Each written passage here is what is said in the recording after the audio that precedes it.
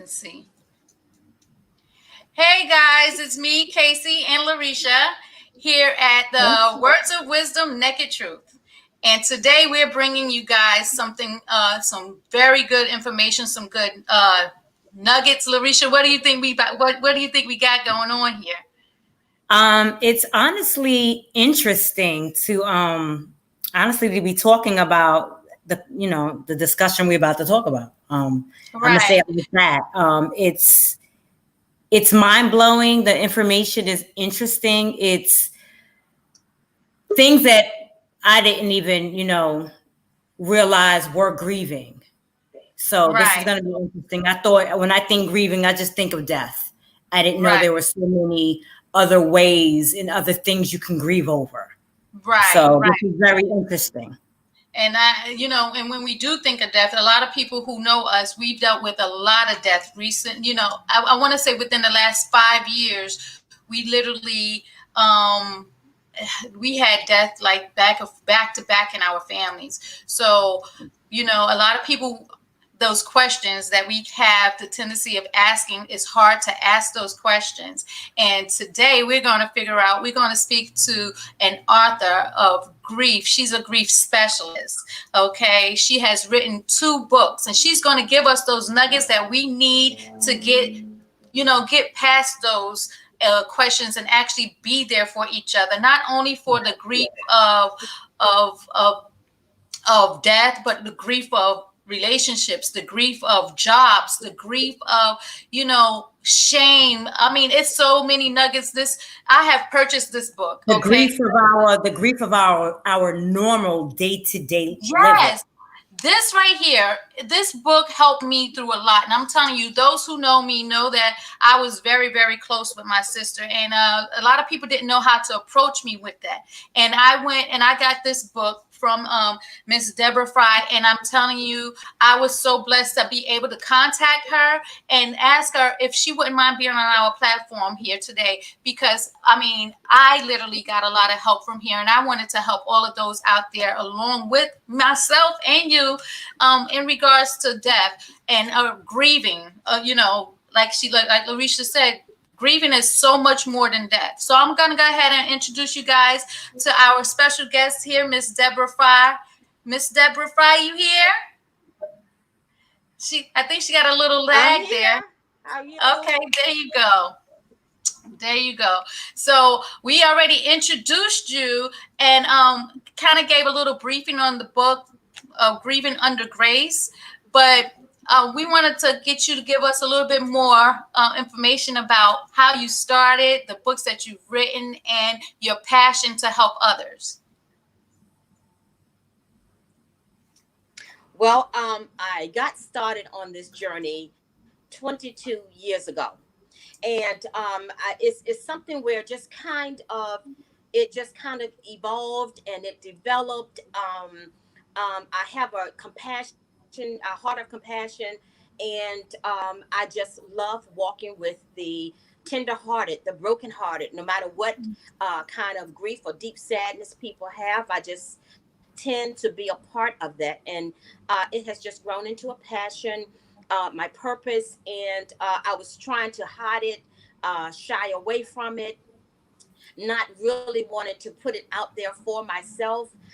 So it was after studying and after being a part of so many people's lives and just seeing that it was something that I loved to do, something that I was gifted in, the Lord gifted me in. So I decided to come from behind the shadows and create a business, grief care consulting. And I started writing. And my first book was Grieving Under Grace. And then my second book was What About Me? I'm Sad Too. So we have a book for the grown-ups and teens, and then we have a book for our little ones, where the grown-ups can work alongside them as well. Because grief is, the simplicity of it is deep sadness. It's deep Right. sadness. So Hmm. I try to break grief down in a way that it is not such a big elephant in the room, and we're Mhm. all going to have to deal with it. We're all going to have to know how to process it. We're all going to have to learn how to walk in that valley when it is our turn, because we will all get a turn on that merry-go-round. Oh, awesome. Yeah. When people speak on grief, I know when I was talking to Larisha the other day, we was talking about how we deal with death. And Larisha she brought to our attention her way of dealing with death. Larisha, tell Miss Deborah what you think or how you deal with death. Oh, I I have a few people that have, passed in my lifetime. But how I deal with it is I tell myself that the person has went on vacation, and when it's my time to go on vacation, I'll see them again. But it did when I started doing that, or psyching my psyche out or my mind out or whatever, it didn't have anything to do with someone that died. So I'm adopted, and there's A a lot of lot other to that. things, right? A lot of But other things, the but main part, because I know we spoke on our sister Gina yeah. passed away, and it's still touchy to us to this day.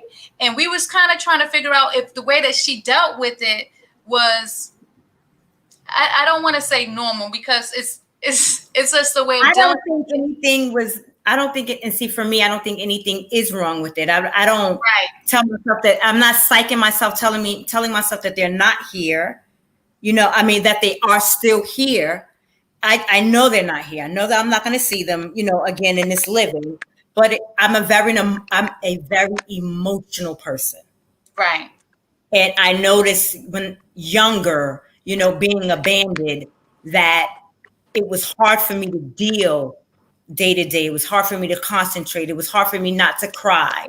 So, It was but that's hard the for way you me. dealt with It it. was hard for me to be able to enter enter the day to day life without breaking down. So that was a way for me, and nobody's told me told me to do that. Nobody. It just It made it I'm easier for you. God. It came to me. Just what? This is how you deal with this. This is how it's going to help you focus. And I'm 50. It's been working a long time. So, what do you say about people who deal with death the that thing way? about it, well, the thing about it, we can psych our minds out all the time, but you cannot psych out the heart. Right. You can't psych out the heart, because it's the heart. It's the heart that grieves. It's the heart that hurts. It's the heart that is in pain. However, we all grieve differently. Everybody grieves differently. I'm one of 10. Okay, it's 10 of us, and we all grieved our mother's death differently. We grieve our dad's death differently. So everybody grieves at a different level, a different pace, a different style. But whatever helps you grieve, as long as it's healthy and balanced and it's not off kilter, do it. Do it, because it helps you get through your day to day. It helps you get through your thought of your loved ones. So whatever helps you, I would say do it. But just make sure that you're doing it in a balanced, healthy way. Yeah. But you can I always still cry. try to psych out the mind. Yeah. Right. And that's true. I can tell you, I mean, I kind of dealt with the death of, because my mom passed in 2012.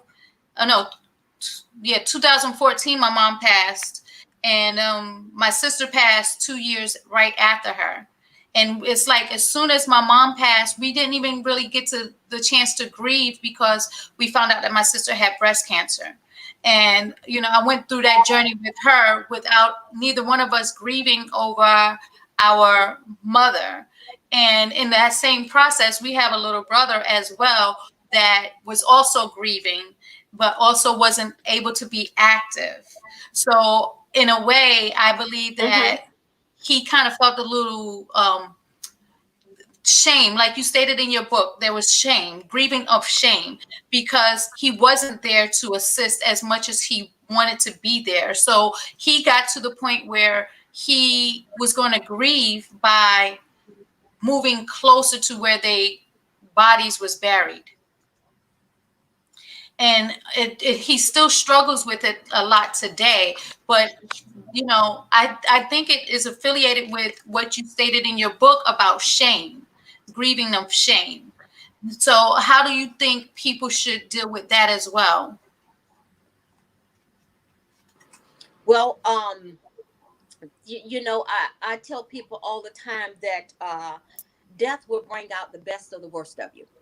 And when somebody passes, that's when your grief will surface even the more, if you're not able to feel like you have given your all to care for that person. I mean, I've seen family members that just did not have a good relationship, and when death occurred, for me, my sister and I did not have a good healthy relationship. And when she passed of an aneurysm, December 23rd of one year, it put me in a downward depression, because I help people with grief on a daily basis, but I could not get back over the bridge so that my sister and I could have a good relationship.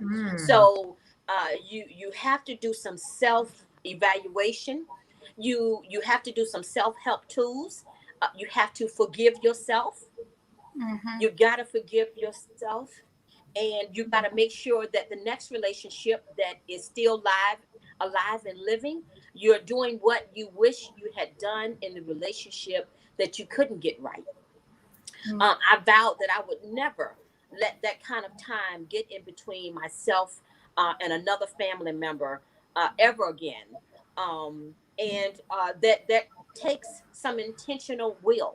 And a lot of times people don't think of processing grief as being intentional, but you have to do some intentional work to get through the digging of grief. You have to initiate it yourself. So that was part of your brother's initiation, get moving closer to kind of help himself. So you got to first forgive yourself when you feel so bad that you just didn't do it right. You have to do put some tools in place so that you don't go back down that road, and let the flesh take over your emotions, and you just do better in all of your other relationships. You still have a chance to do it over, begin again, and get it right. Right. So what you're saying is that he did something about it instead of him allowing it to eat at him.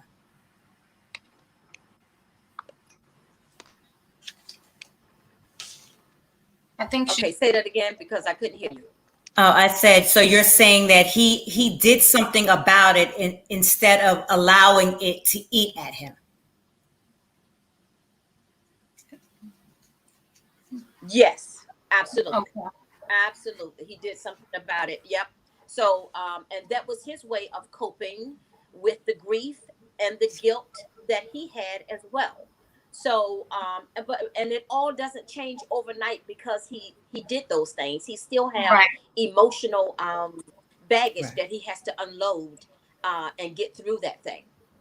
And I think Yeah. but we all are actually experiencing that. I'm still going through the process because I was one of those that felt like I had to be strong for everybody else.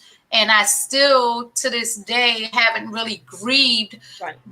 both of them. And it's like sometimes I feel like I kind of got numb because right after my mom, my uncle, my aunt, it's like it was an ongoing death roller coaster within my family, and it's like I never really got to experience it or go through the process. And I try to be, when I say I try to be strong for others, it's like everybody is, I don't want to appear weak. And that was a very, that's very hard to admit, but I didn't want to appear weak. I wanted to appear like I'm okay, even going through the process. And even today, like people still approach me and ask me, they're fearful of asking me how I'm doing or how I'm doing without my sister. Because me and my sister was like this. I really didn't need any friends because I had my sisters and my cousins. So, that was a big part of me when she passed, and I still portray as if, you know, it's okay. I'm okay, but I don't know if I'm really okay, if that makes sense. And I don't know if I'm answering the questions because I don't want them to see me. That's the question. Out of pity, we avoid those questions because we don't want to be pitied. And how do you approach people who are or have experienced loss?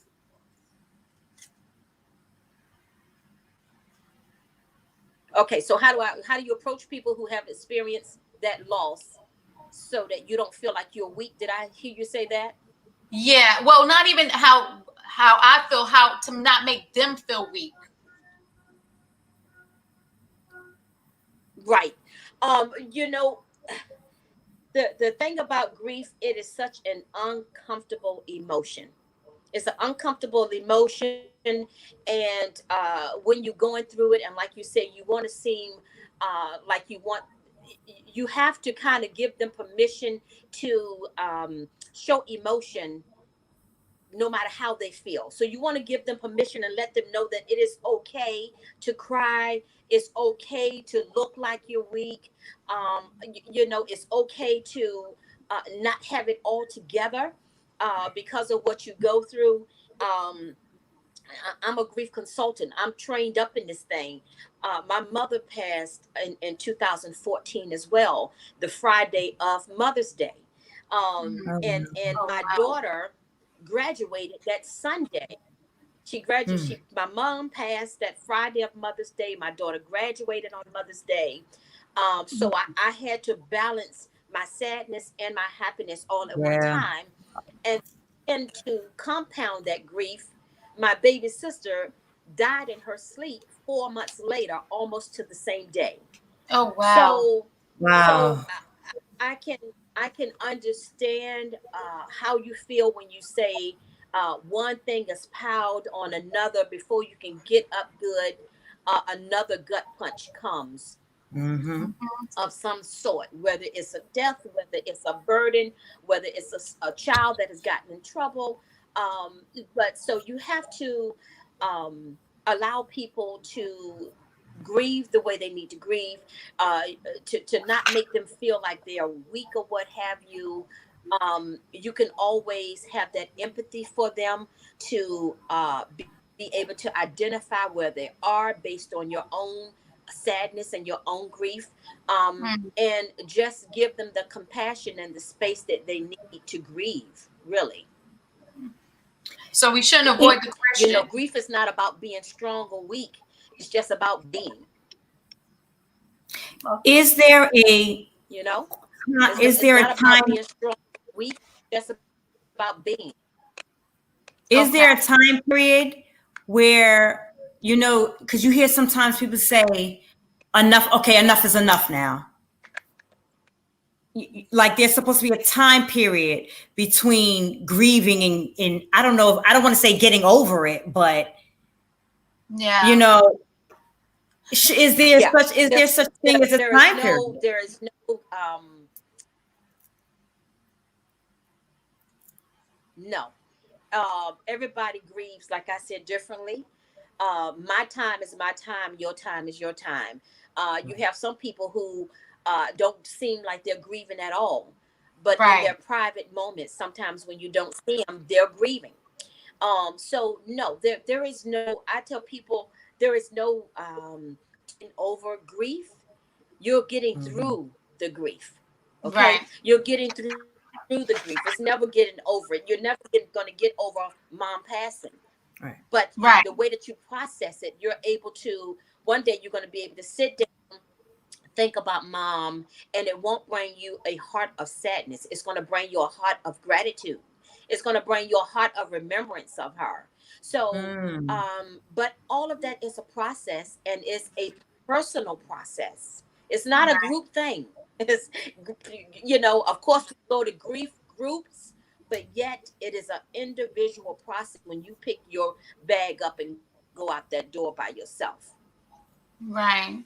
You know, Now, what do you say about those that have to pack up the lost ones belongings. That's a grief in itself. After you go through the funeral process and you go through and I don't like saying entertaining the guest, but it's somewhat like you're entertaining the guest of a funeral at the homecoming. And then you have that process where you now have to sit back and you have to pack away your loved one's belongings. And you're going through that process. You could either be with someone or you're most likely going through it alone, but it's still a process. So what would you say to those that are going through that process who have struggled packing up things? Like it took me forever to go through my mom and my sister's things. In the process of me moving from the home that I was still very hesitant on going through their things.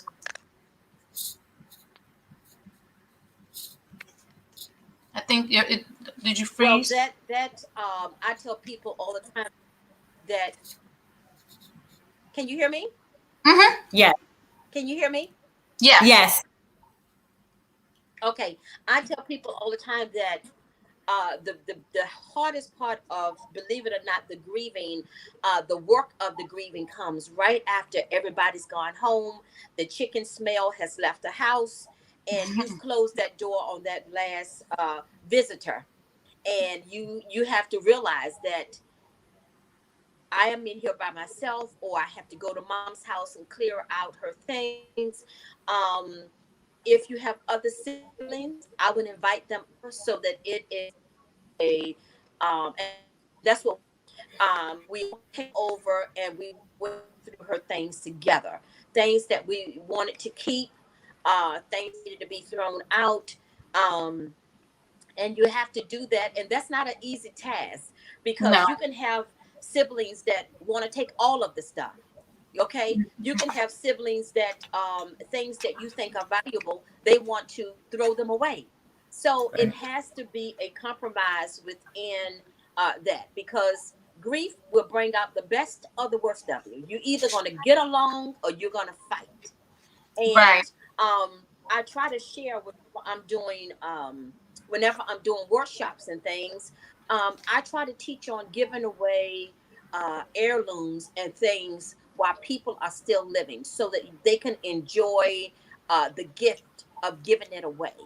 I believe in doing that while they're living. That will take away the fight and the struggle. But if you have siblings, I would invite them in if they want to come. If you have other family members, you may not have siblings. If you have family members that you'd like to bring in with you, or some of your girlfriends that you'd like to bring in with you, because that is a tender moment.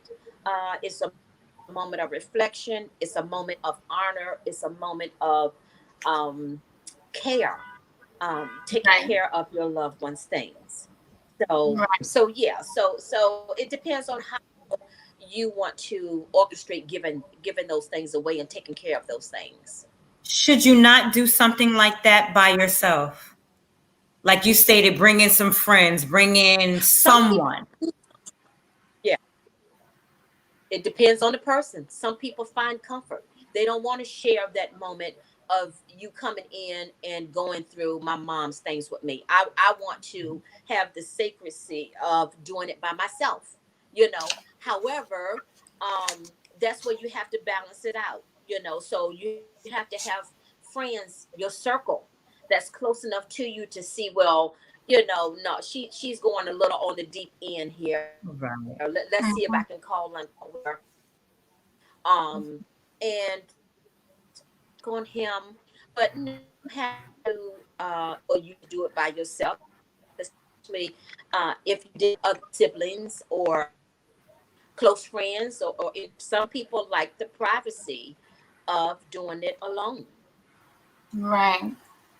Well, I know I know it's still a process.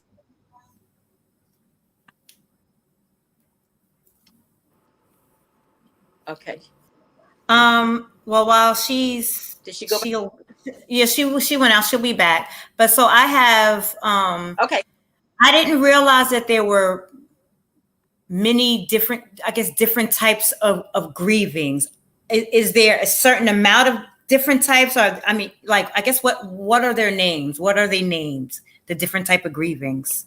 Well, the thing about different griefs, whatever gives you deep sadness is a grief. Okay. Not being able to pay your bill is a grief. Having a Okay. hardship, this pandemic, having to not being able to be around your friends is a grief. Children not being able to go to school is a grief. Um, so it's not like it has a whole lot of different names. Deep grief that we're talking about is just is a deep sadness, and you know, having a son that gets incarcerated is grief. It's no particular name. Like I said, grief is it's deep sadness. Right. So everything You know affiliated with that we grief have is to deal with, and okay. So basically, everything dealing with grief is dealing with a loss of something. It doesn't always have to be of life. It could be a loss of a job. Mhm, It could be a loss of that's right. a relationship, be it Yeah, a loving relationship, friendship. It can be a lot of different things. right. Well, that's That's right. awesome. That's right. Loss of friendship, shame is grief. Loss uh, of course, loved ones. Not being able to pay your bills on time is a grief. So yeah. So there are a lot of things that we grieve about, and the thing about it, because we're so resilient, we can have something that we are grieving, and happen. We're so resilient that we just kind of go and take care of it, not that realizing that's a grief. Grief is something that you're going to be able to endure. You know, Right. years ago, if somebody would have told you that mom is going to be passing and Uncle Joe is going to be passing and my sister's going to be sick, you would have said, whoa, I can't take all of that on at one time. Right. But grief is something that when it happens, and you are able to endure it. We're just made that way. You're able to cope. You're able to get through. But we have to have the intentional will to make it, to get through, to read about it, to understand it, so that we can help ourselves and help others. You're going to overcome grief. You didn't think you can get through mom's service. I didn't think that I was going to be able to get through my mom's service the Friday when she passed, the Friday of a Mother's Day. And my Mm. daughter had to graduate. So, um, and then my sister passed in 4 months after that in her sleep. But you're able, I'm telling you, we are able to endure, we're able to overcome, and we're able to begin again. And beginning again doesn't mean forgetting mom, doesn't mean forgetting my sister Jeanette. Right. It means that we're going to begin again with new joy, with new purpose, with new understanding, with new intentionality. We're going to be able to do something to begin over. We're going to be able to begin to savor the moments that we had with them and the memories, and create something new out of the grief. We're going to create something good out of grief. It's going to happen. You just have to look for it. Were your books written before the passing of your mom and sister, or after? It was after. Okay. My book was my. I started writing my book. Yeah, it was after. I started writing my book in 2017. I started writing my book October of 2017.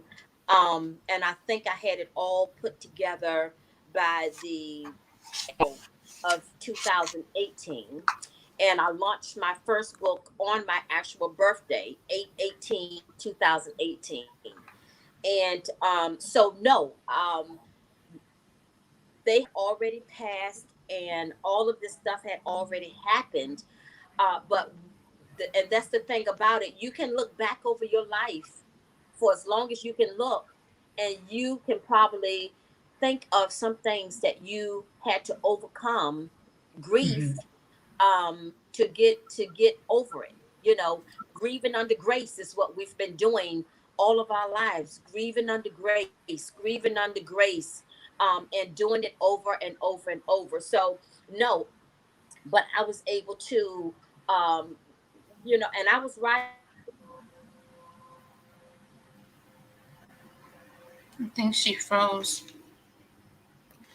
to church one day, I think she froze. it was all I actually I keep it close by what I actually wrote on. I keep it right here on my desk. Hold on a minute, guys.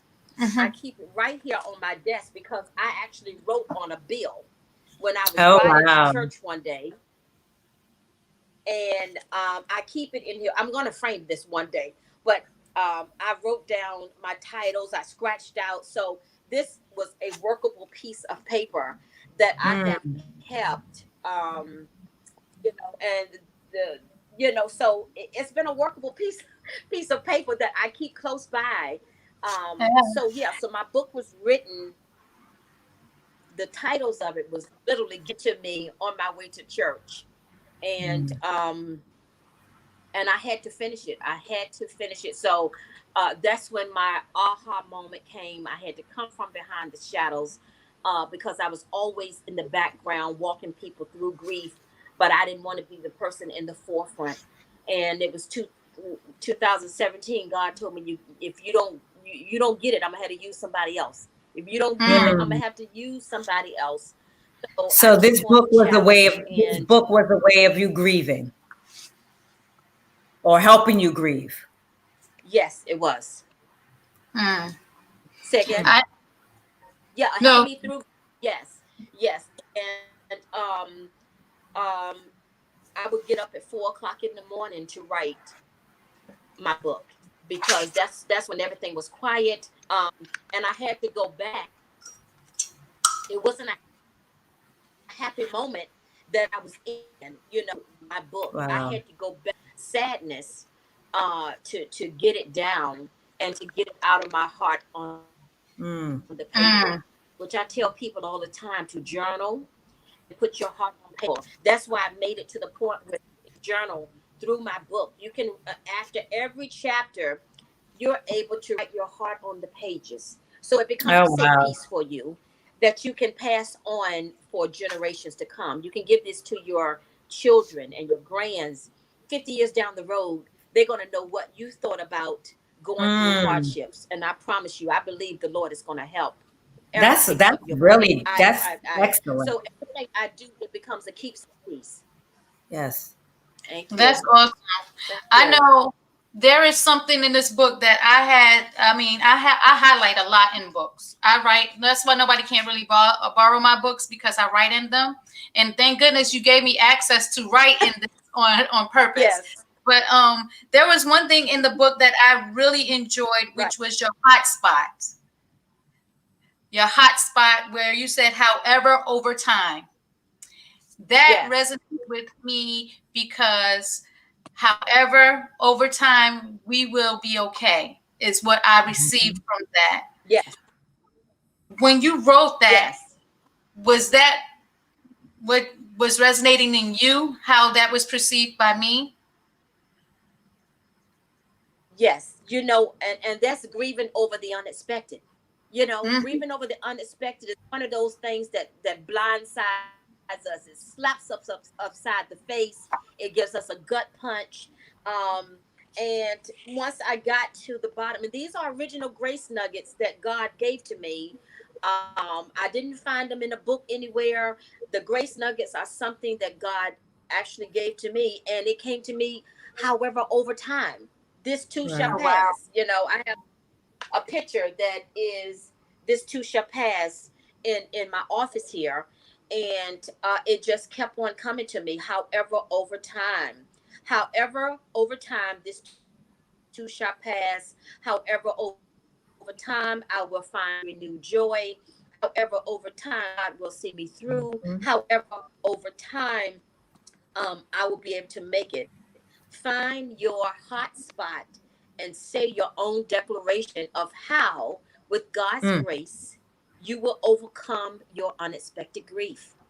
We're Right. gonna we're gonna make it. Right. We're Yeah. gonna make it.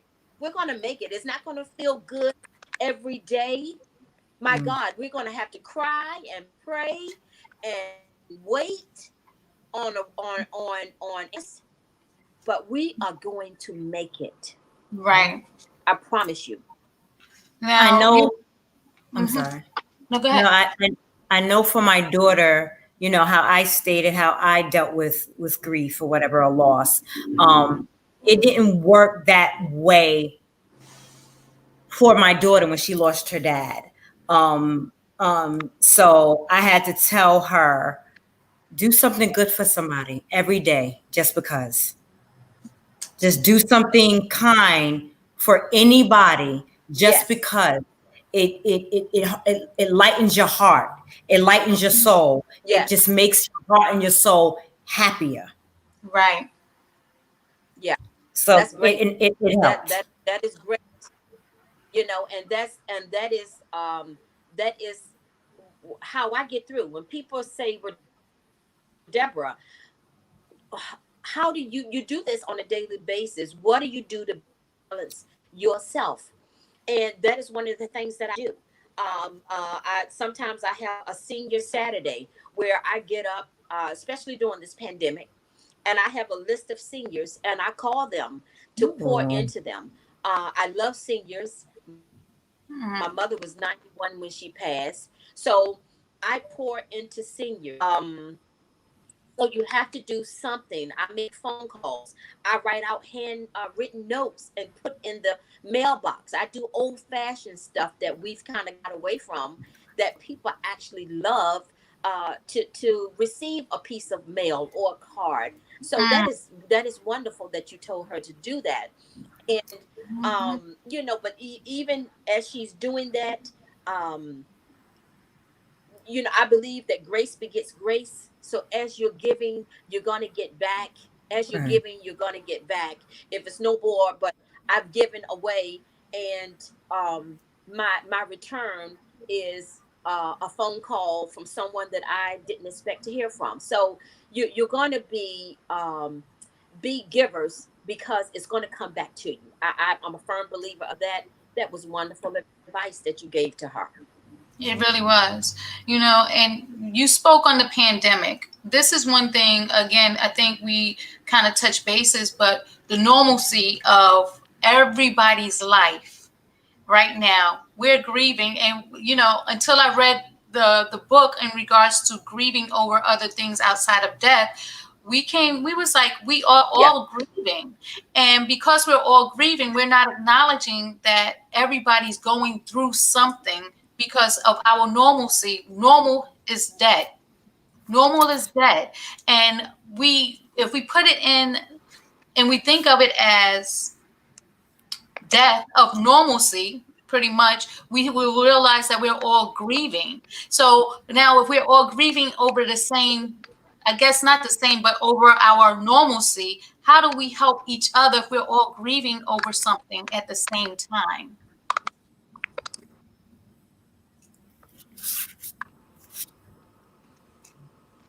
Okay, say the end of that for me again. I'm sorry. That's all I'm saying, is that we're all grieving. How can we be there for each other when we are really all grieving over the something at the same time, which is normalcy? Mm. Yeah, right. Like we just talked about, being intentional of giving away something, to lighten your heart, to receive something back, encouraging one another. We have to stay together and stick together like never before in this pandemic. And uh, our normalcy now is going to be wearing a mask and social distancing for a little while longer. So we, we know that's going to happen. So Right. I think we have found ways to encourage one another. What we're doing right now, we would Yeah. not be doing this if this had not happened. Right. So these are the new norms, and some of these things are not going to go away because they're great. This is Yeah. a great platform. Doing Zooms to see people face and to talk with them, it's a great platform. Zoom has been out for many, many years, but we have not had to use it. So God has put the whole world in timeout, and we are living in a new day. We are learning how to do things new. And it is all how you process it. Is the glass half full or is it half empty? I'm a glass half full type of girl. Me too. I'm very optimistic. Somebody can see something that is this is just not going to work. I see it as okay. We're going to try it this way and see what happens. So it's all in your language. It's all in your mindset. So we are able to encourage one another if it's no more but to give each other a phone call and cry together. Right. Give each other a phone call and just encourage one another. Girl, I know you're going through, I'm going through too. And before you know it, you will understand that you have more things alike than you have different. I wrote that in my book as well. We have Mm-hmm. more things alike than we do different, grieving over That's true. hardships. And because a lot of times we want to keep stuff private, we don't want to share. Right. But you have to have a circle around you that you can tell anything to. You got to have one or two girlfriends. When you got that makeup off, they see you, they see Deborah. You know, right now, the Lord has let me put another whole face on. But in the morning, if you see me, you probably be like, is that Deborah? But you got to be able to strip down and be within a circle that don't judge you. They don't. Right. They keep your secrets. They love you for who you are, what you are, and you are able to go through anything together. And you don't need a whole bunch of girlfriends. I've never had a whole bunch of girlfriends. Everybody that I talk to, I call girlfriends. But Right. I have a small core of people Mm-hmm. that I really let them know who Deborah really is. 'Cause everybody can't take Deborah because I'm kind of crazy. So everybody can't take a Deborah. I think So everybody got a little bit of and crazy. same for other people You can need find to. our niche.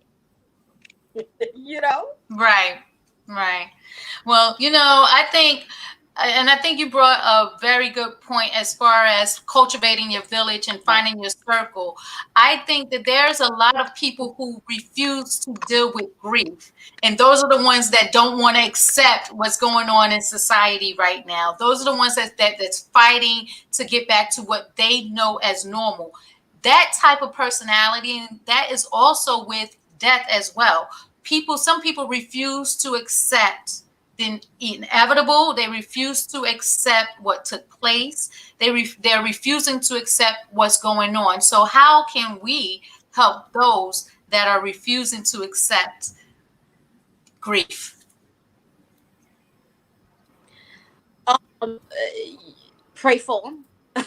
You got to pray for them, because you still have to keep your mindset. Okay, right Mhm. now it's almost every man for themselves. Right. If you don't want to receive the goodness that I have, because you got to take your hands off, um, to make sure that you are balanced yourself. Now, Right. when I say take your hands off, I don't mean children. I don't mean people that you genuinely love. But you have to coach them through, love them through, but you can't go down the drain with them. That you just Mm. can't do it. You know. So pray for them, encourage them, send them cards or telephone calls or texts, whatever your connectivity to them would be. But there are going to be some people that are not, um, that are going to be downers. They're just going to be, they're not going to be up and upbeat like you are all the time. Right. Right.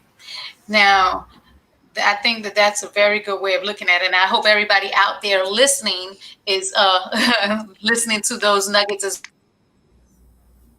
those that are, I guess, fall short of the glory of understanding.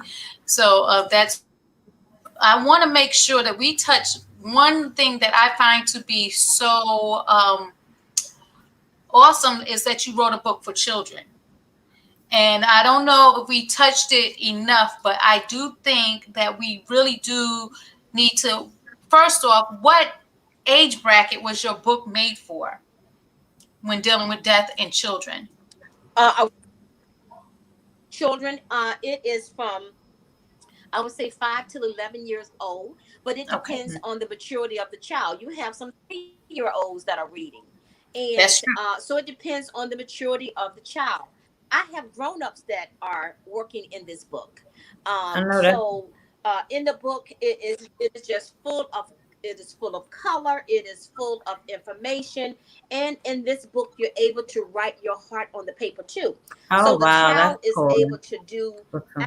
activities throughout the entire book, and the book is composed of two best friends. Let me make sure I got it on the right side.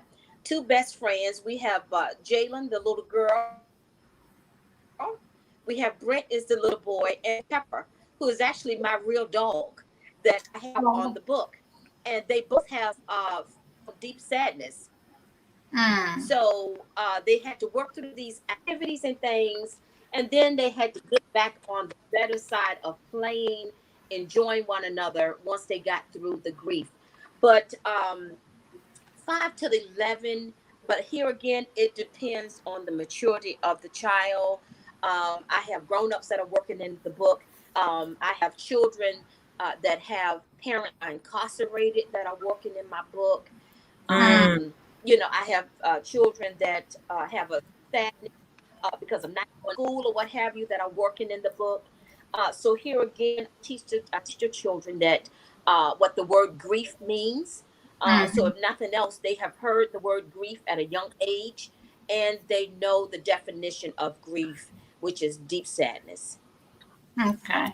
And you think that that age is a good age to explain to kids, because I know we kind of was speaking on it previously where a lot of parents hide, I don't want to say they hide it, but they basically try to protect in their mindset of a child experiencing grief. So it's, Yes, you're saying that grief, children should honestly experience the grief so that they can get a better understanding of it as they're going through it, instead of us not taking them right. to funerals and not informing them of how someone is no longer with us. I think it was stated earlier where someone, they tell children, oh, they went to sleep, as instead of saying that they passed away or they died, they'll tell children that they went to sleep. And, that doesn't resonate with a child very well. Right. Here again, it depends on the grown up. And in my book, I don't address as grown ups as parents. I address them as grown ups because every child doesn't have a parent title in their life, but Mhm. every child does Mm, have a grown up, a trusted grown okay. up that they can work with. So, book, What About Me? I'm Sad Too, is because one of my friends passed years ago, and she had a little girl, and they brought her to the funeral, and she grieved. She couldn't have been no more than 8 years old, Mm, and she grieved and sobbed so painfully, and she was unconsolable. And it was her remembering her how she grieved for her mom that gave and kind of brought the title "What About Me? I'm Sad Too," because it showed me how the depth of a child's grief that was mhm, on site at a funeral. So and no matter the sight of her seeing her mom, the sight of her knowing that her mom people say in a better place. That does nothing for, it did nothing for her heart. It did Right. nothing to console her. Right. So um, at that moment, there was just absolutely nothing that could have been done. So even a child have to go through the process, and it normally doesn't come until everything has settled down, the house has cleared, the company has gone, and when they are able to focus on something else other than the commotion of preparing for the funeral and being in the funeral. Mm-hmm. These books are pieces that can help the child after things have settled down. And I won't say come back to normal, because things just don't come back to normal like Right. we would hope they would, Right. And you we know. just got to create a So new it normal. depends on the grown up. It depends on the child's age. It depends on the maturity. So that has to be a grown up call that you have to do. You know, when I was younger, I was that child that when we did have to go to grandma's funeral, I'm crying out in the street, tearing up my stockings because I'm on the sidewalk hollering. So, Hmm. so you gotta kind of, you just kind of gotta gauge, how you want to do that thing, and it has to be a Right. grown up call. Right. Well, that's good to know. That's definitely good to know. Um, um, as we coming closer to the end, I wanted to kind of go over something what my great grandmother had said when my grandmother passed, because your book, What About Me, I'm Sad Too, made me think of the elderly, because my great grandmother was living in a Mhm. nursing home, and her daughter passed. And we, the grandchildren, we wanted to go get our great grandmother so she can be in the attendance of her daughter's funeral. And our parents was like, no, no, no, no, that's too much for her. So after the funeral, the grandchildren got together to go visit the great grandmother in the nursing home so that we can inform her. And she was asking where was her daughter, and we had to inform her that she passed. So we asked her, did you want to go see her? And she looked at each one of us, and I think it was a good 4 or 5 of us in the room. And she said, "What for? She dead." So Right. I believe that the elders, older people have experienced death so much that they registered it differently. Because it took us by surprise when she said that. We was like, Yeah. but she was able to, I Oh, guess, okay. accept it and move on real quick from it. So, do you plan Right. on writing more books for like the older people or people who lost pets? Is there any other books in the future for you?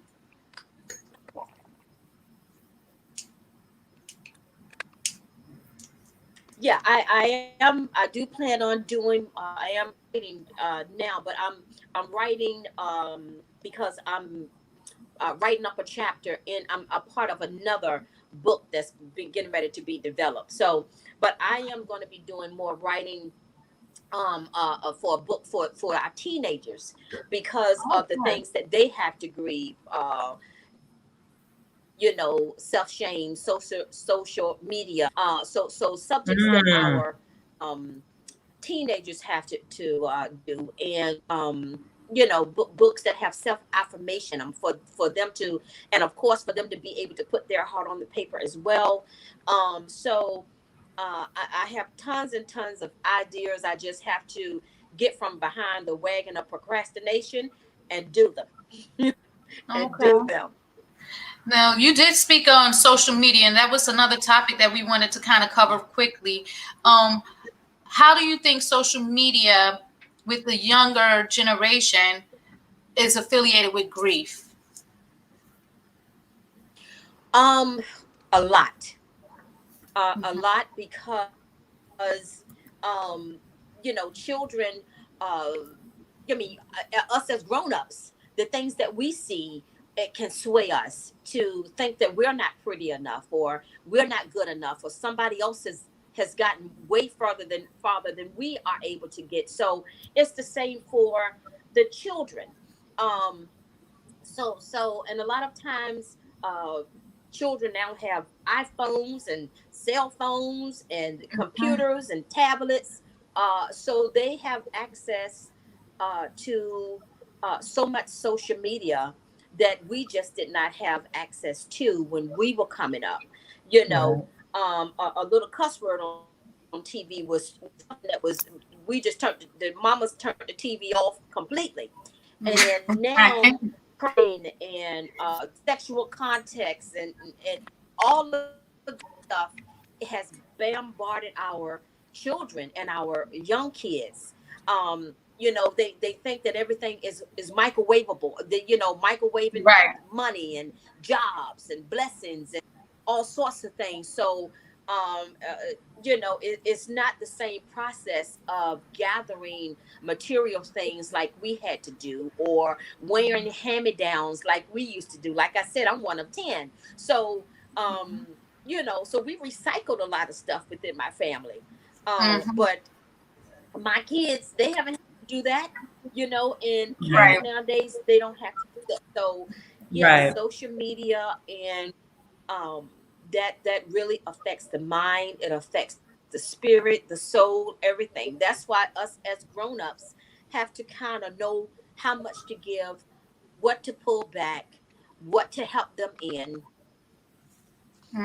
and to have a watchful eye to make Yeah. sure that nothing is crazy is going on in their life, because as fast as things are moving now, we can miss so much.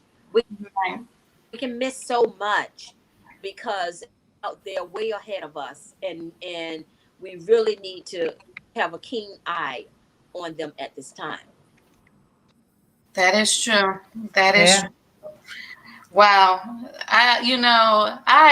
I have gained a lot. I know I've had dropped out a little bit here and there because of the connection, but the knowledge that you have put upon us today is amazing.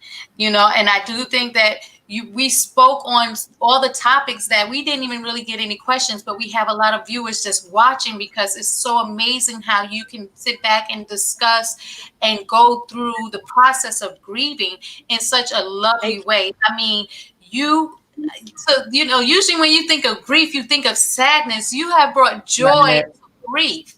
And I never In, thought that, in understanding. yeah, with the understanding that a Yeah. lot of people, and I now am experiencing a Thank lot you. of friends who have lost a lot within the last couple of months. And again, I now know how to approach them in regards to making sure that they're okay without feeling like Right. resurrecting that emotion that they are trying to get over. It's okay to ask people, how are you dealing with it, and being that ear and being empathetic to people. I think that that's the connection that we really miss on with grief, because we don't want to cause people to go back through it, but they're still going through it. And I think that that's what that was the biggest nugget that I honestly obtained tonight. I've obtained a lot of nuggets that you have placed on the table, but to let people know that it's okay to see if somebody's okay. It's okay to ask that question, because you never know what mindset somebody is in. And for them to see that there is someone there asking and being there with them and being empathetic with them is amazing. So I want to thank you, thank you, thank you. I mean, honestly, Absolutely. Absolutely. we have, I have something. I have something for you. I don't want to say it all out on this platform, but I'm going to send it to you in this side text. And I just want you to go, look at it, and I don't know. Something just told. I don't know. It spoke to my heart, and it just came to me. We were talking about grieving and volunteering and whatever, and what you do to volunteer. So I just all out of nowhere, a concept came to mind, and I just want to send it to you.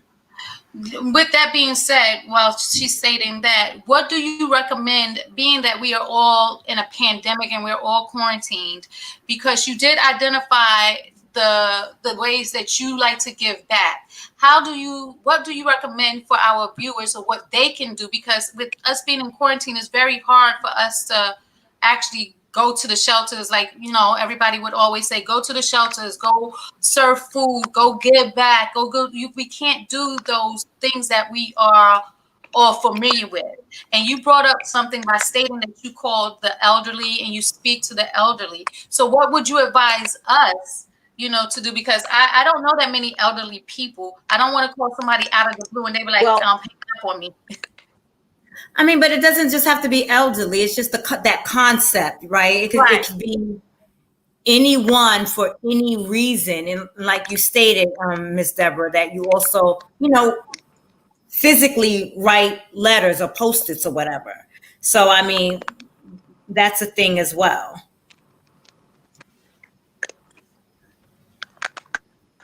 Yeah, well, giving back first, I want to tell you to give back to yourself. Do some self-care, some self-love, because if you don't have anything to pour out, you don't have anything to pour. So give back, do some self-care for yourself during this pandemic, right? Do some, take some classes, do something that when the gates open back up, you are more prepared, you are more equipped in whatever your purpose and passion is. Do something for you. I And love how you then said the those places gates. that we can't go. Huh? I said, I love how you said when the gates open back up. The pearly gates. Yeah, because the gates will open back up. So you got to be ready to run. You got to be ready. So although we can't go to places, you can always find, you can donate, you can donate money if funds. Like I said, I have I have a box of cards where I have right here in my office, and when I think of somebody, I script in a card and I put it in the mail. Make some phone calls. A lot of time I tell people don't text all the time. People they want to hear your voice. They want to be able to hear your smile through the phone. Because of us not being able to be with one another and being social distancing, the closest way we can be close is to talk with one another over the phone or look at one another on this platform here. So do things that will bring you joy and that will bring them joy. Call your girlfriend and savor and do some savoring some of the good moments and good times that you used to have together, or what you're planning on doing when the gates open back up. So there are so many things that you can do now.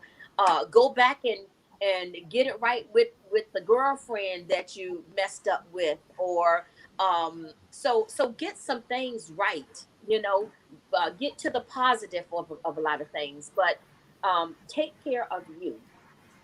Take care of you, because when we take care of ourselves, we can take care of others so much better. So much better. That's it. Taking care of ourselves and taking care of others. I just want to say thank you. I thank you again. And for all of those who are watching, I will be posting in the group all the information into how to obtain Grieving Under Grace, and also how to obtain What About Me? I'm Sad Too. And we look forward to all the books that you have coming up. And hopefully, when with this pandemic, we'll still have this floor, this gate open when those gates open, and we'll have you back when you have your other books coming in. And I just want to say thank you again, and you have yourself a good day. Thank you. You're welcome. Bye, guys. Welcome. Mm-hmm.